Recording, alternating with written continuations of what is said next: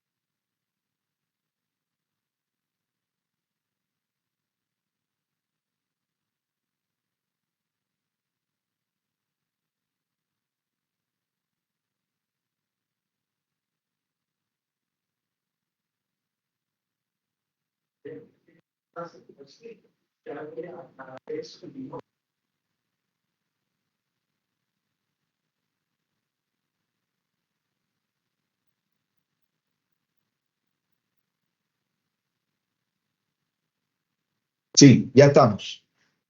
Entonces, esos son los ventrículos que están modificados por el hematoma. El hematoma está aquí, pero está ocasionando un desplazamiento de las estructuras en sentido contrario. El ventrículo izquierdo estaría aquí y está colapsado y rechazado hacia acá. Y lo está casi que juntando con el otro ventrículo, que también tiene su forma alterada por el mismo desplazamiento. Igual la morfología incluso del cuerno occipital de este ventrículo está cambiada y todo eso es efecto del edema. Y ustedes lo ven acá también. Acuérdense que son dos ventrículos. Aquí no hay ventrículo. La línea media está desplazada hasta como por acá más o menos y está colapsando inclusive el otro ventrículo. Entonces la anatomía está modificada por el efecto de masa que ejercen estos hematomas, lo cual son las complicaciones que tenemos en estos tipos de trauma, ¿verdad?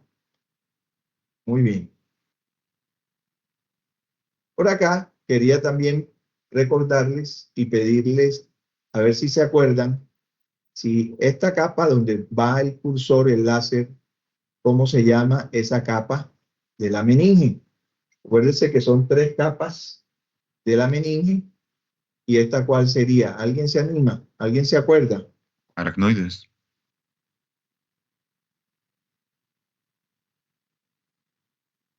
Sin miedo. La pía Aracnoides. madre, Doc. ¿Perdón? Pía madre. La Sí, pía señorita. madre. Esa es la pía madre. Y esta en verde, ¿cómo se llama? Esa sí es la aracnoides. Aracnoides. Esa es la aracnoides. Y esta que no está el esquema también ahí, es la dura madre, ¿ok? Que va pegadita a la estructura ósea. Eso es importante recordarlo porque ahí es donde vamos a tener diferente expresión del trauma. Entonces, recuerdo, la corteza cerebral adosada a ellas íntimamente, la pía madre, y luego está este es el espacio Entonces, entre la pía madre y la aracnoides, que está más afuera, y ese espacio se llama el espacio subaracnoideo. Entonces va por acá. En el caso de el siguiente espacio, que está la dura, íntimamente adosada a la calota craneal, que es esta parte que es la dura interna y esta la dura externa, y esta es la parte de la dura interna, la que está más pegada a la aracnoides, y hacen el espacio subdural, ¿verdad? El espacio subdural sí es un espacio existente entre la membrana dura madre y la aracnoides. Y el otro espacio que hay es el que se crea entre la dura que está pegada al hueso, y es el espacio epidural, que también se conoce como espacio extradural. Entonces, atentos con esto, en el trauma craneal hay dos tipos de lesiones. Hay unas lesiones primarias y unas lesiones obviamente secundarias. Las lesiones primarias, entonces, vamos a clasificarlas en un grupo de lesiones que debemos conocer, y estamos con las que tienen que ver con hemorragias extraaxiales, y son las que les acabo de mencionar de estos espacios, y son el hematoma epidural, comenzando desde afuera para adentro, el hematoma subdural y la hemorragia subaracnoidea. Hay lesiones primarias que son las fracturas que dependen de la calota craneal, y tenemos las lesiones también primarias que son intraaxiales, que son intraparenquimatosas, y tenemos entonces la contusión cortical, la hemorragia de plexo coroideo, hemorragia intraventricular, hematomas intraparenquimatosos y la lesión axonal difusa. Esas lesiones, estas las vamos a ver de manera continua más adelante. Acá, antes de comenzar, recordar lo siguiente: cuando ustedes van a ver una tomografía, comienzan con el análisis. Ustedes, cuando soliciten como médicos, deben anotar el sitio del trauma y la severidad del mismo en la nota de pedido del estudio, y cuando el radiólogo va a mirar el estudio, teniendo en cuenta esa información, va a dirigir su atención a la zona de trauma, que aunque no nos la digan, la vamos a saber, pero es bueno que de todas maneras en diferentes grados se comente. Entonces, vean esta tomografía. Ustedes llegan y se centran dónde fue el origen del trauma o de qué lado fue. Acá. Es un trauma que ha sido frontoparietal derecho, y hay un hematoma en el cuero cabelludo acá.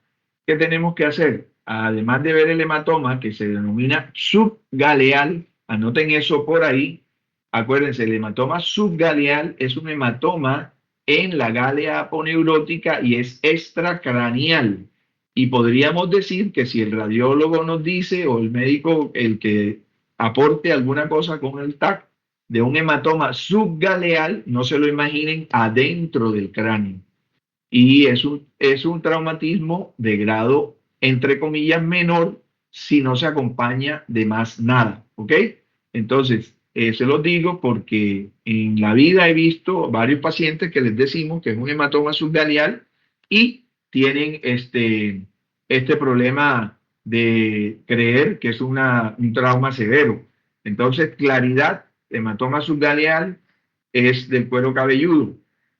¿Qué hacemos? Miramos el hematoma y de una vez vamos a tratar de excluir en el que el hueso adyacente a ese hematoma, en una ventana adecuada, que no es esta, sino una de hueso, se vea que no haya fractura, ¿verdad? Porque ya que el golpe fue ahí, debemos buscar fracturas en ese lado del trauma. Y así como miramos el trauma buscamos fracturas craneales, vamos a mirar el tejido adyacente a la zona de trauma intracerebral, ¿verdad? Y entonces vean que aquí ya hay una lesión. Y lo otro que vamos a hacer es mirar al lado contrario de la lesión para descartar las lesiones de contragolpe. Noten que en este trauma tenemos el hematoma subgaleal, tenemos un hematoma subdural. ¿Por qué les digo que es un hematoma subdural? Ya lo vamos a ver, la forma que tiene. Y vemos que acá hay una lesión de contragolpe. Todo eso lo tenemos que mencionar. ¿Se entiende eso?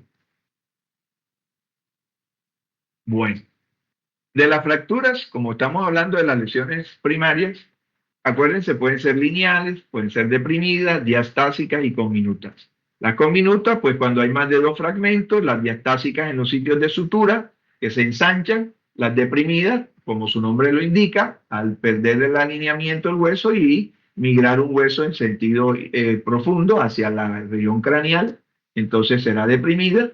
Y las lineales, que son trazos limpios, pronto sin franco desplazamiento, entonces serán fracturas lineales.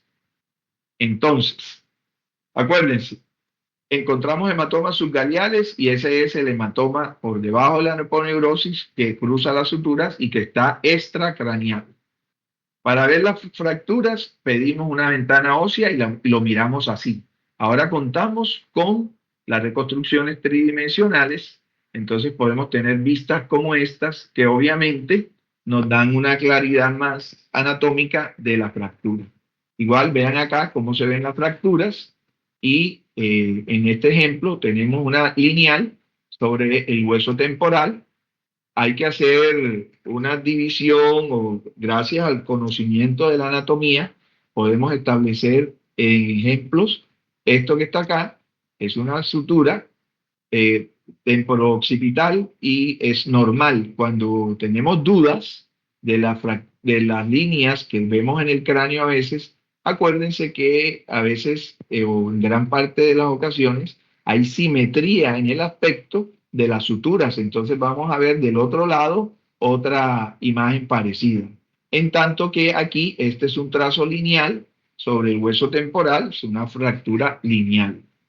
Esta fractura es la fractura deprimida, en donde hay una pérdida del alineamiento y ven que el fragmento este se encuentra por debajo del otro y pues es una fractura que está desplazada y que forma parte de estas fracturas deprimidas. Acá tenemos otro ejemplo de una fractura evidentemente deprimida con hundimiento óseo y un gran hematoma subgaleal. Acuérdense, en esta ventana ósea no podemos valorar el parénquima. Entonces, cuando queremos ver el parénquima, tenemos este tipo de ventana, que es la ventana parenquimatosa. Y así debemos valorar el TAC del trauma con una ventana ósea y una parenquimatosa. Entonces ya saben que hay ventanas para ver elementos en la tomografía. No son secuencias como en la resonancia, sino cambios del filtro que se le pone a la imagen para obtener o visualizar mejor, por ejemplo, el componente cálcico que el componente de parénquima. ¿Okay? Acá hay un hematoma subgaleal, no tan grande ni tan de bulto como este, pero por eso es que es importante que el clínico ponga de qué lado es el trauma, aunque, como les dije, generalmente nosotros estamos pues viendo los hematomas subgaleales en los casos de los pacientes con trauma. Entonces vean, esto es lo que vamos a aprender hoy y aquí era por eso que vengo con este esquema. Vean el hematoma epidural. ¿Alguien me dice rápidamente de qué espacio es el epidural y qué es lo que el hematoma, cómo está compuesto? Aracnoides. Perdón, no, es la dura y la calota craneal. Entonces, la calota craneal o el hueso, la tabla interna y la dura. La dura se separa de la parte ósea y en ese espacio que se llama extradural o epidural se hace el hematoma epidural. En este es diferente. Acá sí, tenemos entre la dura y el espacio, las membranas aracnoides, el espacio subdural, perdón, entre la aracnoides y la dura. Ese espacio es el sitio, lugar del hematoma subdural. Segundo hematoma, ve que es diferente en su forma. Este es el que decimos que tiene la convexidad de la calota, pero acá tiene una concavidad y es como el signo de la luna creciente.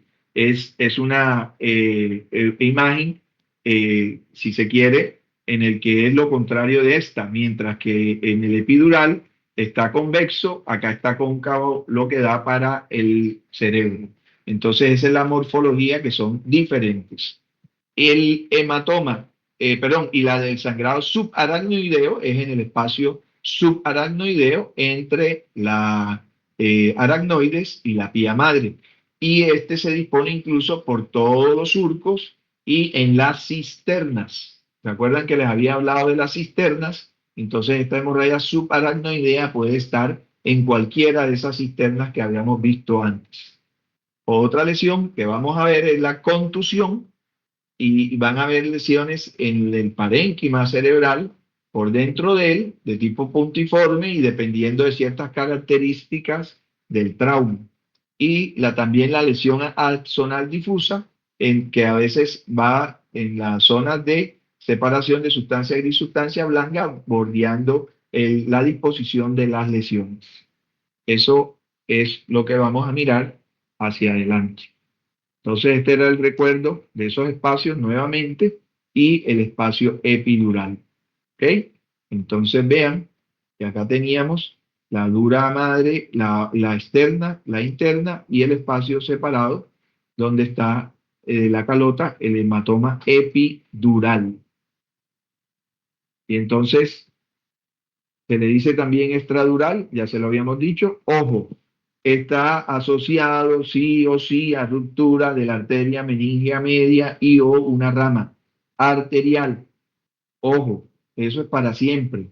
Hematoma epidural, arterial, ruptura de la meningia media o una rama. ¿Ok?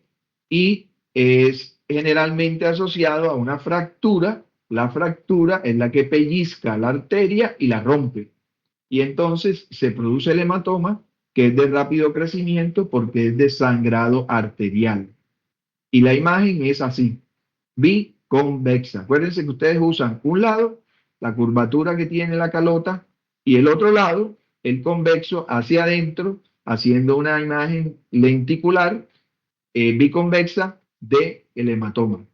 Entonces, saben que ustedes lo describirían como colección hiperdensa, acuérdense, porque generalmente es así cuando es agudo. Cuando es crónico puede cambiar. Los epidurales no tienden a hacerse muy crónicos porque su naturaleza hace que rápidamente el clínico y el paciente colapsa y esto debe llevar hacia sala a ser drenado. Entonces este no nos da mucha oportunidad de hacerse crónico. Que podrían haberlo, pero es exótico. Entonces, siempre hablamos de este como una entidad aguda y ya saben, este no pasa a través de la sutura, se queda aquí, por ejemplo, de la sutura y de la hoz. Entonces, por ejemplo, él se podría quedar aquí, pero en la hoz. Hasta ahí llega, no pasa más. Eh, Ese es clásico, entonces, está entre la dura madre y el cráneo, esa es su posición y generalmente no hay otra ubicación de estos hematomas. O sea, ellos se pueden disponer en donde sea, pero la morfología es la que no cambia. Vean que cuando tiene su rápido crecimiento puede producir herniaciones. Vean acá cómo se está herniando a través del tentorio el tejido cerebral. Entonces, esa herniación puede llevar a comprimir el tercer par craneal y producir una parálisis en relación a la compresión de este par craneal. Entonces, vean cómo se va complicando la presentación de estos hematomas. Entonces, generalmente ya saben que se asocia a fracturas y que hay que ponerle una atención al que esta lesión, por ejemplo, generalmente un 95% es supratentorial y pueden haber hematomas epidurales en la fosa posterior con un 5%. Casi siempre las fracturas están en el hueso temporal y hacen su compromiso sobre la arteria meningia media. Vean entonces, aquí hay varios ejemplos de diferentes localizaciones de la colección hiperdensa extraxial de un hematoma epidural.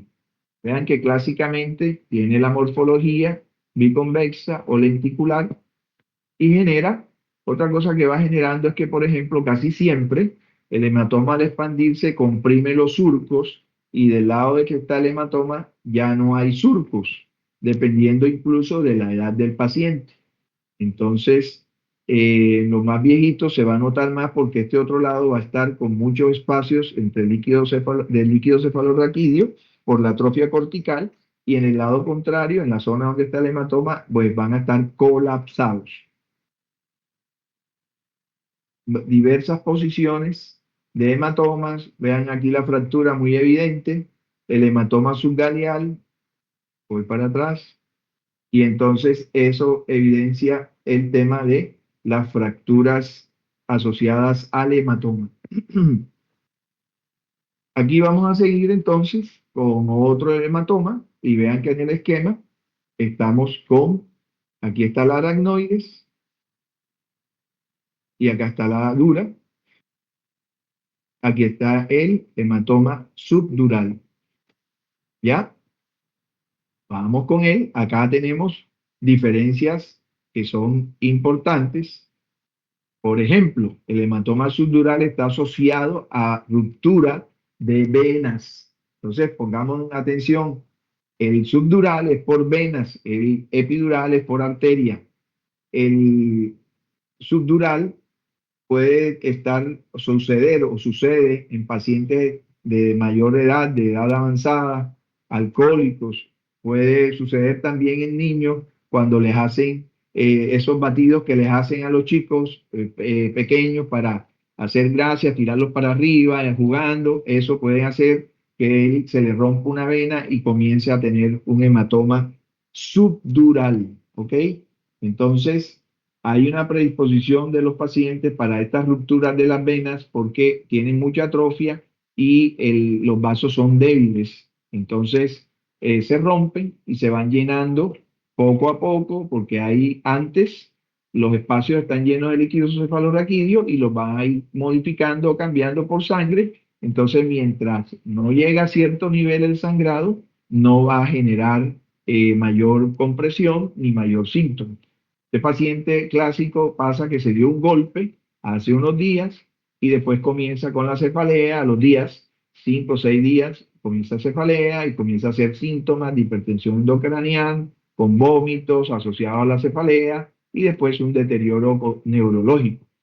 Entonces, ojo, si puede cruzar las suturas craneales, que tiene un aspecto hiperdenso cuando es agudo, pero también se puede tornar hipodenso cuando es crónico. Vean que aquí hay varios niveles de densidad.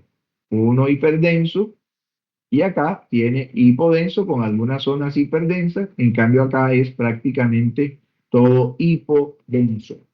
Entonces ya saben que este hematoma puede tener una presentación aguda y una presentación crónica, sobre todo en pacientes de mayor edad y alcohólicos, estos que están como abandonados. Ojo, que son las venas puentes, lo estamos repitiendo. Incluso, por ejemplo, en los pacientes en ancianatos o pacientes ya mayores que de pronto no hay una vigilancia completa. Algunos tienen caídas y no dicen, y otros, sin que tengan claro el trauma, también tienen un hematoma de estos. Vean los ejemplos. Entonces, este es un hematoma subdural, vean la morfología, este no es cóncavo como el epidural, este es agudo porque es hiperdenso. Acá tenemos otra colección también que no es lenticular, que tiene esa morfología creciente y asociado a alteraciones acá parenquimatosas también hipodensas con un hematoma acá frontal subgaleal, una zona de trauma, obviamente. En este otro tenemos un hematoma subdural que tiene un signo, que ustedes lo notan acá, esta parte es más oscura que esta, y esto está relacionado al hematocrito de este paciente porque tiene anemia, entonces los elementos formes de la sangre se ponen por acá abajo y acá está más líquido, más suero, menos elementos celulares, entonces se aprecia hipodenso y se puede ver casi que un nivel líquido-líquido de diferente color, uno más oscuro, uno más hipodenso que el otro. Entonces, acuérdense que el paciente del trauma puede tener una lesión en el lado del trauma y una lesión de contragolpe. Esto es como para decir, este paciente se golpeó aquí, hizo este signo de trauma aquí y tiene otro por acá, en el lado este por contragolpe. Entonces, los pacientes que tienen anemias severas pueden darnos entonces este tipo de patrón también de el color, incluso en momentos agudos, si se quiere, por la baja celularidad de la sangre. Entonces, tener en cuenta este tipo de traumas en los pacientes ancianos y este tipo de hematoma. Vean por aquí, aquí está una fractura evidente y aquí hay un hematoma. No es muy significativo, pero tenemos acá el hematoma subgaleal, la fractura y el hematoma subdural. ¿Ok? Seguimos con las lesiones y tenemos la hemorragia subaracnoidea. Ojo que esta es traumática, el sangrado que estamos viendo acá. Y eso es importante porque hay hemorragia subaracnoidea no traumática. Entonces, ¿cuál es la causa? Ojo, ¿cuál es la causa más común de hemorragia subaracnoidea? El trauma en general, ¿verdad? Entonces, ojo a eso, porque hay otras causas no traumáticas. Pero en global, lo más común de hemorragia subaracnoidea es el trauma. Entonces, ¿qué es lo que vamos a ver la hemorragia traumática? Pues claro, hiperdensidad en las zonas de surcos y en las zonas de cisternas cerca de sitios de trauma. Entonces, hay, por ejemplo, en la distribución de los surcos corticales van a estar llenas de material hiperdenso en las zonas que tienen sangrado subaracnoideo. ¿Ok? Vean que este es un paciente con bastante atrofia y sin embargo, pues bueno, él acá tiene la expresión de su sangrado dentro de los surcos y entonces ustedes ya tienen que pensar que es una hemorragia subaracnoidea. Acuérdense, en esta está en la cisterna supracelar, aquí prácticamente dibujando el polígono de Willis, se ve la distribución a través de la arteria cerebral media del lado izquierdo y en el lado derecho no tanto, pero también se ve acá como en la parte posterior, en la circulación posterior de la proyección de las cerebrales posteriores. Entonces, los surcos, las cisternas, hemorragia subaracnoidea. Más ejemplos de hemorragia subaracnoidea. Veanla cómo está esta en la cisterna supracelar. Tira ramas hacia la cisterna de silviana, ¿verdad? O sea, no ramas, sino sangre que se extiende a lo largo de todo esto. Hay en la cisterna interpeduncular, en la cisterna de Silvio, en la cisterna ambiens. Todas estas zonas se van llenando de sangre en este caso. Y siempre en este que es de trauma, obviamente van a haber otros cambios, ya sea óseos o del cuero cabelludo, mostrando la lugar de trauma o la fractura craneal, entonces ubicándonos en este tema de que es un sangrado postraumático. Más alteraciones sobre los surcos. Vean cómo se rellena. Acuérdense que este es un estudio simple, ¿verdad? Entonces, es un estudio que no tiene medio de contraste. Si ustedes ven unas zonas, por ejemplo, aquí no se ve sangre en los surcos, de pronto aquí podría ser. Pero este sería, ustedes podrían decir, olvidémonos de esta zona de acá porque esta es la zona del trauma. No miren esto, porque vean, acá se ve más fácil el trauma y vean que tiene estas zonas todas tienen hemorragia intracerebral. Ese es el sangrado o la hemorragia subaracnoidea traumática.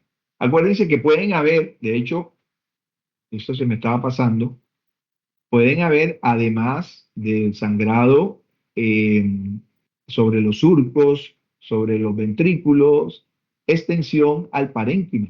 Entonces vean que acá hay también un hematoma lobar asociado. Igual, todo esto postraumático.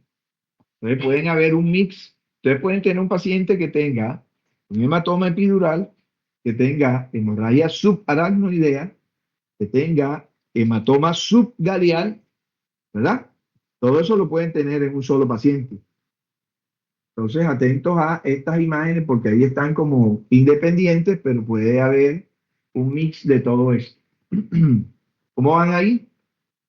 ¿Hasta ahora se entiende la clase? Sí, Doc. Sí, doctor. Bueno, Doctor, acá una tenemos... pregunta. Sí. Sí, dime. Hola. Esto que hasta ahorita, como ha mencionado, todos los sangrados tienen como una ¿Me escucha? Sí, sí, perfecto. Sí. Esto que Sí. hasta ahorita todos los sangrados que ha mencionado tienen como una morfología específica cada uno. Pero Ajá. puede pasar que las meninges en sí se rompan entre ellas y los sangrados como incluyan más de un espacio a la vez, que sea como uno Sí, epidural y también puede subdural a la vez, pasar. por ejemplo. Claro. Es que todo puede pasar. Tú puedes Y tener, por en esos ejemplo, casos la ajá, morfología cambiaría mucho. es que tú puedes tener, por ejemplo, supongamos que el paciente sufrió un trauma sobre la región temporal derecha y tuvo una fractura, ¿verdad? Pero el trauma fue intenso y hace lo siguiente, fractura el temporal, pellizca la arteria meningia media, hace un epidural, de una vez hace una lesión de contragolpe del otro lado, rompe una vena y hace un hematoma subdural del otro lado, pero en el camino la fuerza del trauma rompe las venas del espacio subaracnoideo y hace un sangrado subaracnoideo y tienes todo ahí junto. Ahora bien, en realidad los pacientes así hacen su lesión, o sea, no puedes tener una fractura que haga, por ejemplo, que hagas ruptura de epidural y subdural. En los casos que ha habido, lo que hace es que la colección ya está ahí extraxial, está haciendo, es tan fuerte que está haciendo desplazamiento de la línea media y el neurocirujano entra a drenar lo que esté ahí, ¿me entiendes? Y acuérdate, a veces tiene que drenar el hematoma subepidural, el subdural y un hematoma intraparenquimatoso, ¿ya? Entonces, todo lo que haya en la tomografía, todo se puede mezclar. De hecho, por ahí hay algunos ejemplos en los que hay doble lesión, ¿verdad? Eso lo que hace es la severidad del trauma del paciente terrible. Sí, bueno. Ok, perfecto. Muchísimas gracias, doctor. Bueno, aquí estamos, seguimos con otro tipo de lesión, que son las contusiones. Entonces vean que estas son simplemente hematomas dentro del parénquima. Y esta lesión no es rara. De hecho, dentro de las intraxiales, dentro de las que están dentro del parénquima, son las más comunes las contusiones o hematomas. Vean el cuadro que les tengo acá, en donde se muestra los lugares más comunes de las contusiones cerebrales. La parte inferior de los lóbulos frontales, la región temporal y la parte temporal, la región frontal. Prácticamente estos dos lugares son los más frecuentes de lesiones de hematomas parenquimatosos o contusiones cerebrales. Entonces, vean que también por el mecanismo de trauma pueden ser bilaterales, porque además son frecuentemente bilaterales. Entonces, están las alteraciones hiperdensas, algunas rodeadas de edema, algunas pueden ser petequiales, que son como puntiformes. Vean, ya se me quitó el... Hoy. Por ejemplo, este es un hematoma. Entonces, esto es una colección espontáneamente hiperdensa, bifrontal, ¿verdad? Aquí hay frontal derecho, izquierdo, frontal derecho, y también hay un poquito hacia temporal, y ahí están los hematomas. Las petequiales son estos punticos brillantes dispuestos igualmente intraparenquimatosos, y aquí zonas de hematoma. Entonces, Algunos pueden ser confluyentes y otros tienen edema asociado. El paciente llega con esto, hay que controlarlo en 24 o 48 horas porque van aumentando de tamaño. Algunos lo pueden hacer tanto que sean demasiado grandes y necesarios, pues, ser drenados. Contusiones, las contusiones corticales las mencionamos así como generalmente de pequeña expresión. Acuérdense que lo anterior que dije era hematomas. Las contusiones son así, contusiones y son puntiformes corticales. Ahora bien, los hematomas, pues nuevamente, pueden estar ocupando grandes espacios. Estos son grandes asociados a edema, grandes zonas hiperdensas asociadas a edema. Y aquí vean que esto es frontal y esto es temporal. ¿Ok? Entonces, traumas de este tipo parenquimatosos, intraxiales, de esta naturaleza. Esos hematomas a veces es porque en la región traumatizada, tanto de aquí adelante como atrás, confluyen. Y es también en ese mecanismo de traumas automovilísticos de alta velocidad y con traumas sobre el parabrisas y todo lo que acompaña como consecuencias. Algunos de estos pueden drenar del parénquima hacia los ventrículos. Peligro de los sangrados que se extienden a los ventrículos, ¿cuál es? Para que no se les olvide. Se pueden complicar con hidrocefalia después, o ahí agudamente también. Entonces, esta sangre en estos ventrículos nos asusta de que el paciente luego vaya a hacer hidrocefalia por oclusión del tercer ventrículo o del cuarto, y de ahí para arriba. Las lesiones axonales difusas, en verdad, son no, la imagen de ellos no es tan frecuentemente visible, pero sí hay una cosa acá importante de tener clara. Paciente comatoso y el TAC con algunas alteraciones muy finas que no explican el estado comatoso del paciente.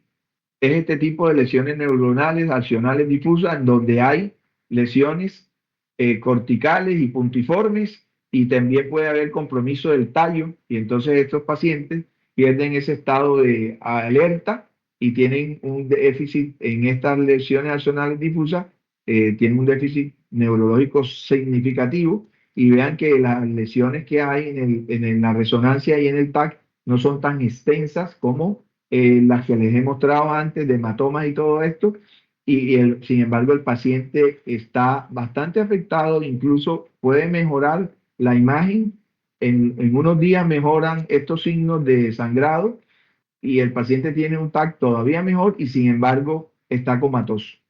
Entonces, esto es donde no se esconden es con la resonancia, con esta secuencia que muestra las zonas de sangrado en una resonancia magnética con bastante claridad. Las zonas que se aprecian de este tipo se sabe que son sangrados correspondientes con sangrados intraparenquimatosos de este tipo de lesión axonal difusa. Entonces, ese es el tipo de lesión. Vean los que son puntiformes, y lo que tenemos que preguntar cuando vemos esta resonancia es el estado del paciente. Si les dicen que está comatoso, ya pueden ir imaginándose que es una lesión de esta naturaleza, axonal difusa. Muy bien. Entonces vamos a ver lesiones secundarias, y dentro de estas vamos a ver la herniación, las zonas de infarto, hemorragias secundarias, el edema cerebral difuso y lesiones por hipoxia. En cuanto a las hernias encefálicas, tenemos 4 tipos.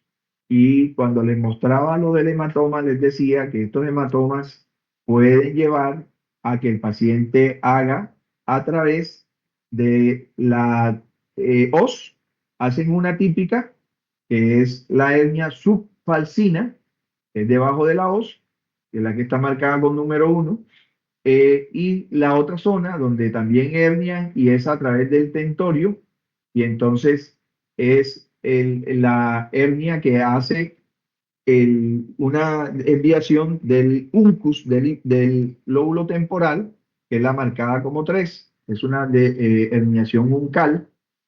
Y tenemos unas hernias amigdalinas cuando las amígdalas se protruyen o se bajan a través del agujero magno. La otra, la central, es desplazamiento de este cerebro en sentido caudal, que puede tener una gran, dependiendo del tamaño de la lesión, un gran descenso, produciendo entonces síntomas por esta compresión. Entonces, ojo con las hernias. Acá tratamos de mostrar, entonces, vean cómo este hematoma lo que hace es que desplaza la línea media y pasa tejido cerebral hacia el otro lado. En su camino produce colapso del ventrículo del lado de la lesión y si crece más, produce colapso del ventrículo contralateral. Nosotros hacemos una línea en el centro, en la pura mitad del cerebro, para establecer la línea media y vamos viendo el desplazamiento del tejido cerebral más allá de esa línea media. Entonces, en los casos que lo desplaza más de 15 milímetros, es una desviación severa y grave. ¿Okay? Cuando nosotros tenemos esta herniación de subfalcina, ¿a qué le debemos tener miedo? A que esto comprometa la circulación cerebral a través de la arteria cerebral anterior. Entonces el paciente tenga un infarto isquémico por compresión de la arteria o de las arterias cerebrales anteriores. Entonces se va a presentar como complicación de esto un infarto de estas arterias y en el territorio vascular de estas arterias. Y este de tipo isquémico. En la tipo 2, entonces, que es la herniación central que tenemos acá, hay un desplazamiento del tallo y pueden haber ruptura de arterias basilares paramedianas y nos va a dar un patrón de hemorragia que se llama hemorragia de Duret, donde van a aparecer sobre el tallo unas alteraciones espontáneamente hiperdensas puntiformes o más grandes que están relacionadas a esta hemorragia de Duret, que es severa, es fatal prácticamente. Entonces, la hernia uncal, que es la que les decía, de la parte del uncus, del lóbulo temporal, el hematoma empuja las estructuras hacia abajo a través del tentorio. Esta es a través del tentorio y lo que va a hacer es comprimir el nervio motor ocular, el tercer par craneal, y lo que hace que el paciente desarrolle una hemianopsia homónima contralateral. Entonces, compromisos de la visión en pacientes con antecedentes traumáticos nos pueden hacer pensar que hay un hematoma que esté produciendo una herniación uncal.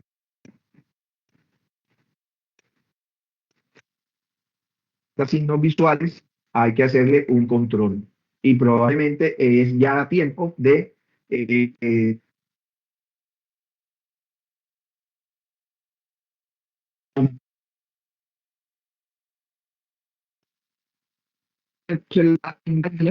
acuérdense del agujero magnético, pues hay una línea,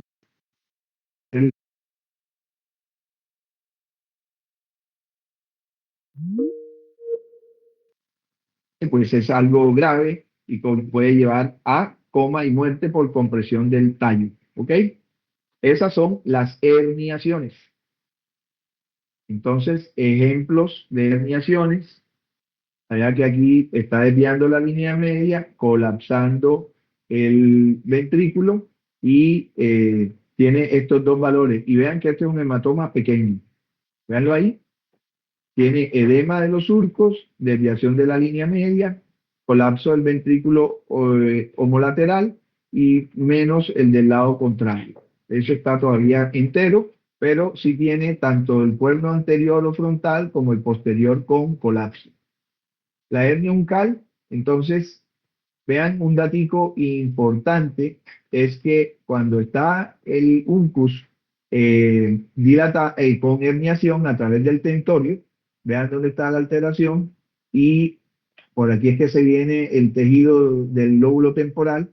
Se dilata la cisterna contralateral del mismo lado y del haz es el que se dilata del lado contrario. ¿Ok?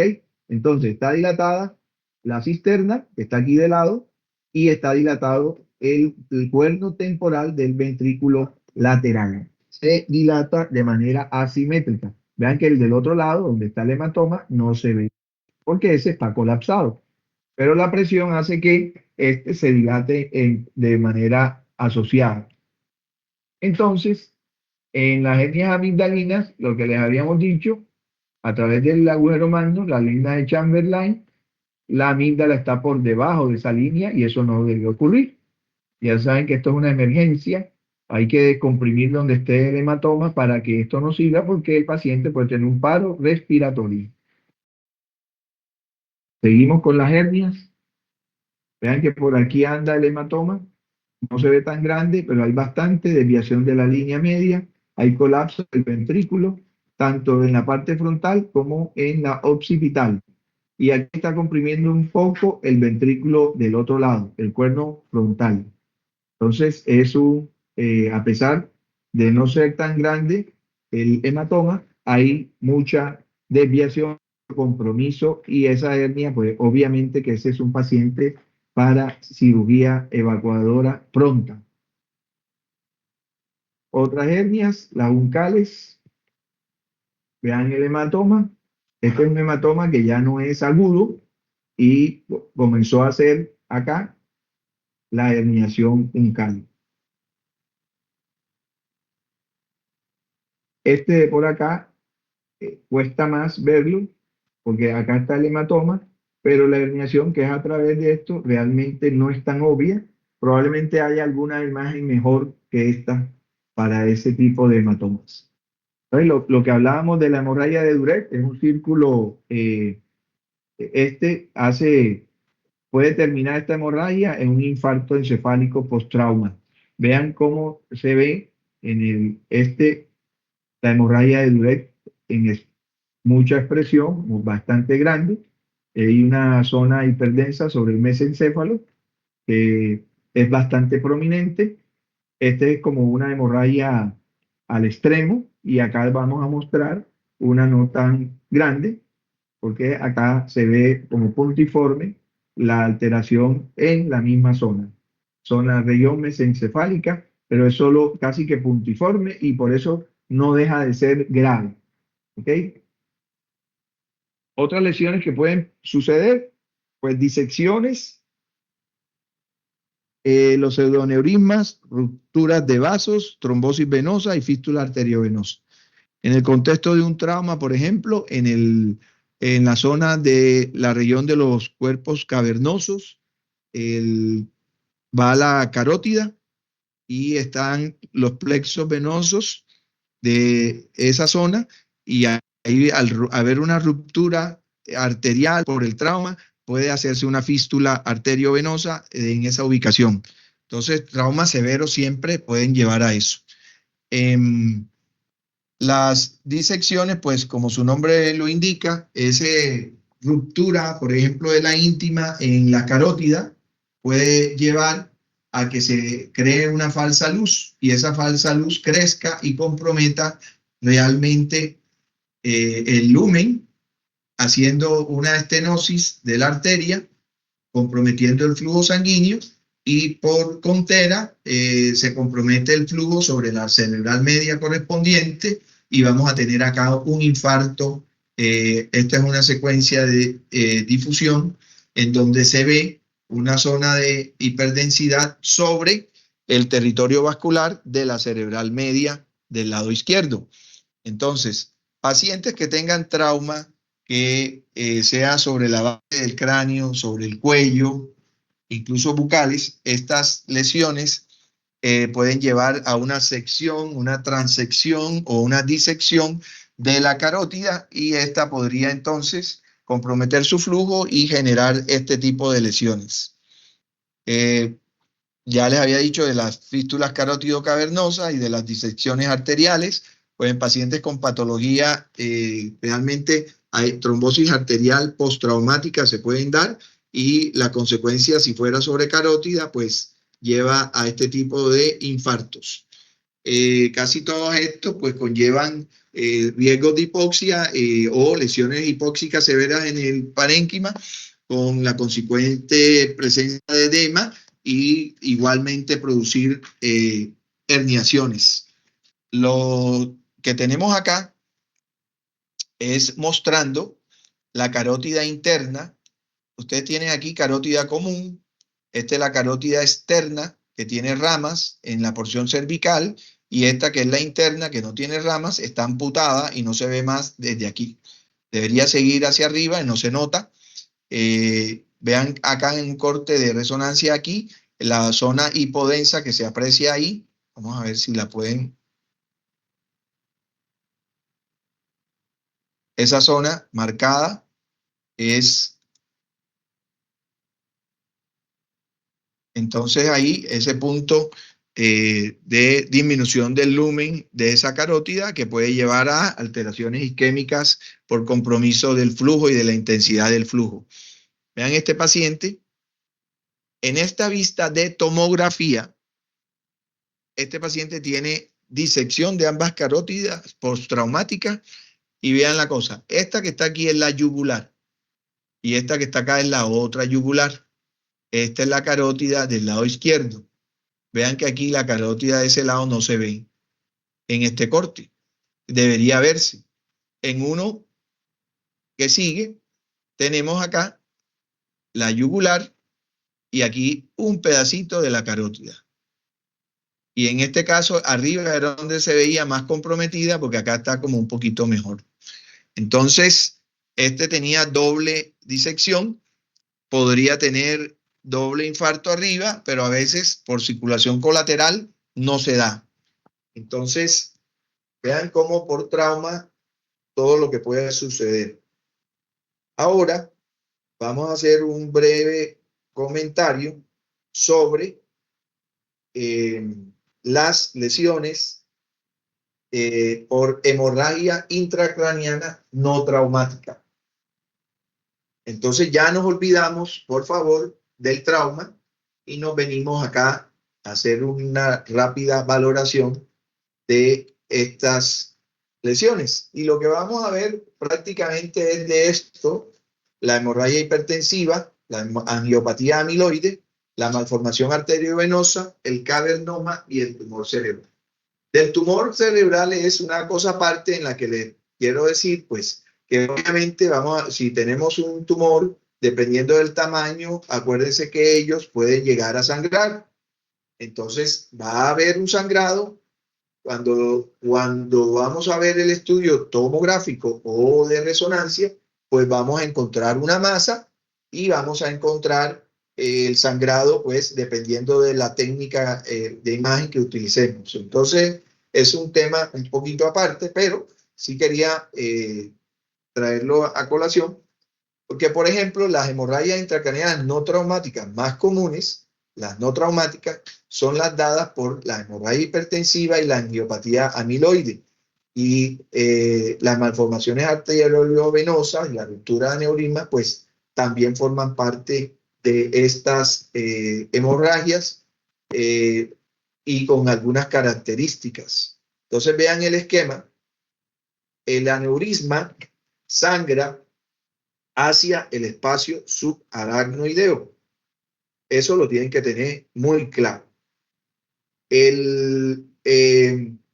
Las otras lesiones que tienen que aprenderse, porque es así, como son tan comunes, entonces son las lesiones por hipertensión, y que su mayor expresión, ojo, son las regiones gangliobasales.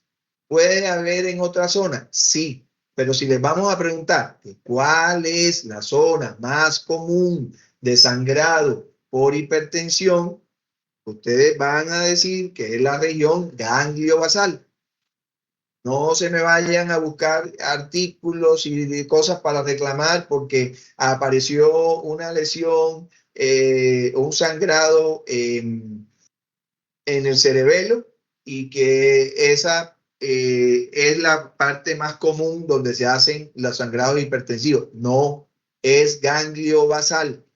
Ganglio basal. No me busquen otra causa ni relacionen el sangrado hipertensivo con otra zona, aunque sí se da en otras zonas.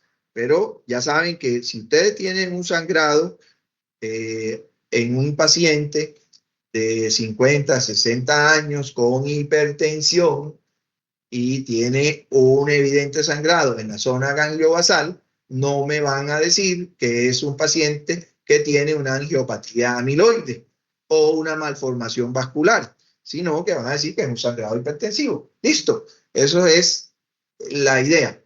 Los otros sangrados, los que se llaman lobares, son sangrados que están generalmente como ocupando zonas de prominentes o tienen mayor volumen generalmente sobre los lóbulos, sobre el lóbulo occipital, sobre el lóbulo temporal, esos sobre el lóbulo frontal, son los sangrados lobares, entonces que tienen un comportamiento de sangrados por angiopatía amiloide, pero también pueden haber por infartos venosos, malformaciones vasculares, tumores, y vean que ahí al final está la hipertensión, pero al final.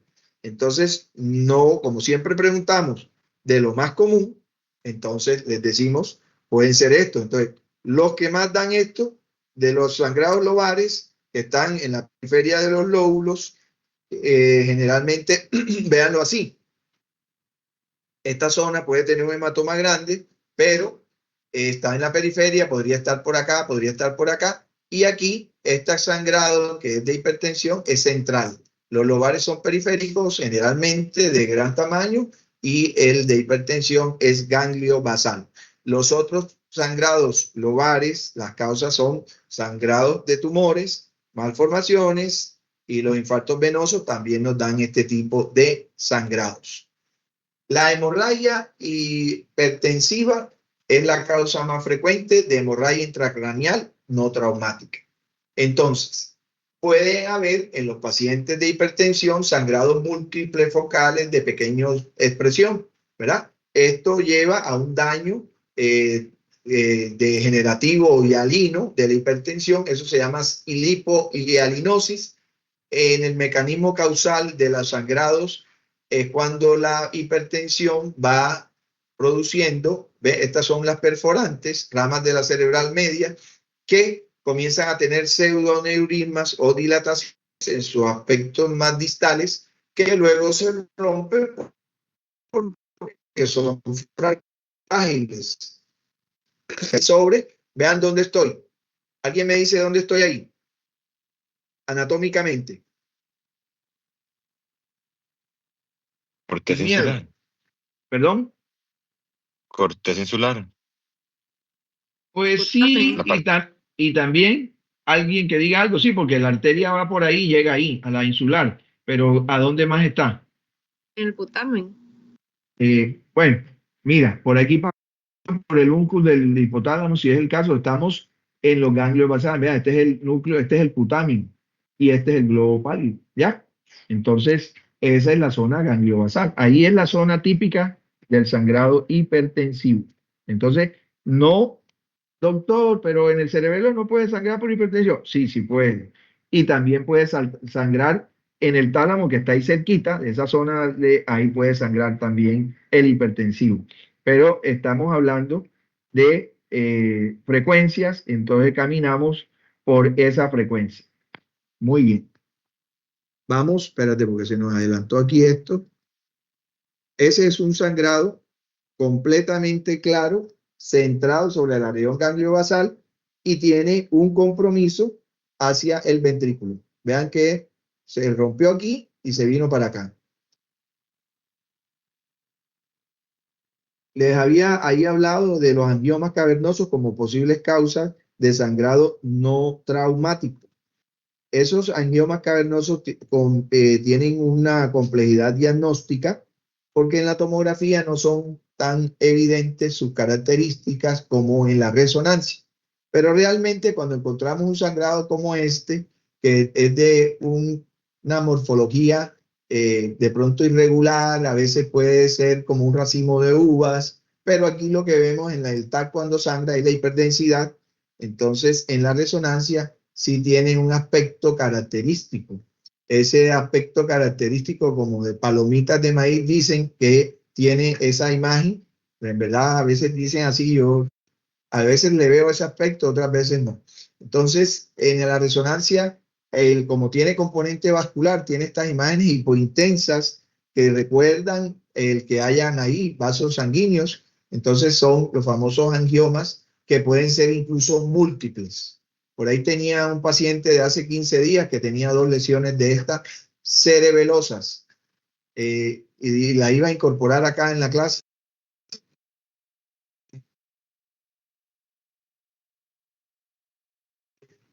No. Entonces, un aporte sobre la angiopatía amiloide que tienen ustedes que saber. La angiopatía amiloide lo que hace es que hay unos depósitos de material amiloide en las paredes de las pequeñas arterias, por eso tenemos esto aquí, se van depositando, van debilitando esa pared, van haciendo cambios que se llaman leucoencefalopáticos y pueden sangrar por la debilidad que van teniendo ese depósito. Entonces, la amiloide tienen que saber una cosa. Paciente mayor, adulto mayor, con sangrado, no ganglio basal. ¿Y qué dato es importante en esto? Que de pronto no tienen hipertensión. Paciente normotenso, adulto mayor, con sangrado. ¿Qué piensan? Sangrado por angiopatía amiloide. Mientras más edad tenga, ojo, esto puede aparecerse también con convulsiones. Cuando ustedes tienen un adulto mayor que convulsiona, pueden pensar en un tumor, pero también deberían pensar en una angiopatía amiloide.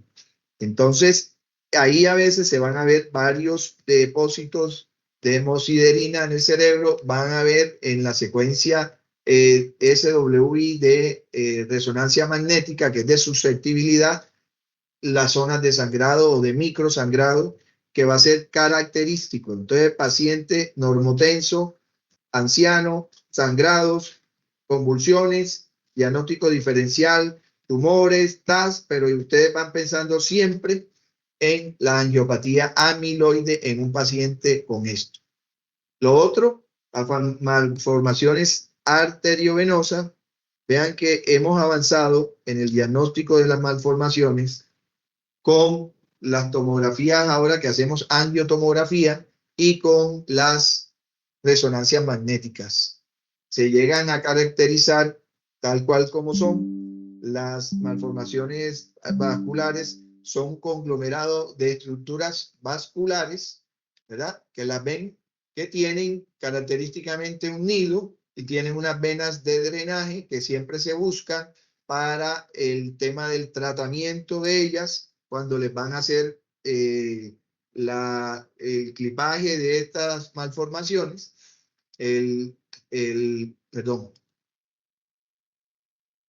el vascular tiene que cortar por acá, por aquí y por acá para que esto ya no funcione más y se quite ese shunt que hay entre arterias y venas, que es lo que hace que la sintomatología de esta o el peligro que hay de los sangrados de estas. Entonces, no crean que son infrecuentes, hasta un 8% de las personas podrían tener malformaciones venosas, entonces de diverso tamaño, pueden ser únicas, pero también pueden ser múltiples. Hay gente que está asociado esto a síndromes como la enfermedad de Rendu-Osler-Weber, el síndrome CAMS. La localización típica de estas hemorragias son supratentoriales. Entonces, a veces también se pueden ver en una tomografía algunos vasos aberrantes que están ubicados en sitios no usuales, donde vemos vasculatura y tienen calcificaciones de estos vasos. Entonces, eso nos pone en sospecha de que sea un nido de una malformación arteriovenosa. Aquí estamos en la resonancia, la típica disposición de vasos sanguíneos agrupados, ¿verdad? Este es un estudio sin contraste. Y luego que le ponemos el estudio con contraste, vemos que toma captación y acá están los vasos de drenaje, este que está aquí, que cuando ustedes tienen una resonancia o una tomografía, aquí no hay ningún vaso que tenga esta característica, es un vaso aberrante. Entonces, nos guía a que esa es la zona donde, o que este es un componente de la malformación arteriovenosa. Esto era prácticamente lo que les traía por ahora y yo ahora quiero hacerle la pregunta de nuevo. ¿Alguien sabe qué es esto? La imagen de este lado. Hola, sin miedo. Ese sería subdural. Exacto. Muchas gracias. Bueno, eso era por hoy. Hoy la clase era corta. Ya las meninges ya se las aprendieron. Así que ahí estamos. ¿Alguna pregunta? Ninguno, doctor, todo claro. Todo bien, gracias, doctor. Bueno, muy bien. Buenas noches entonces. Suerte. Nos vemos el lunes si Dios quiere. Hola, Gracias, doctor. gracias.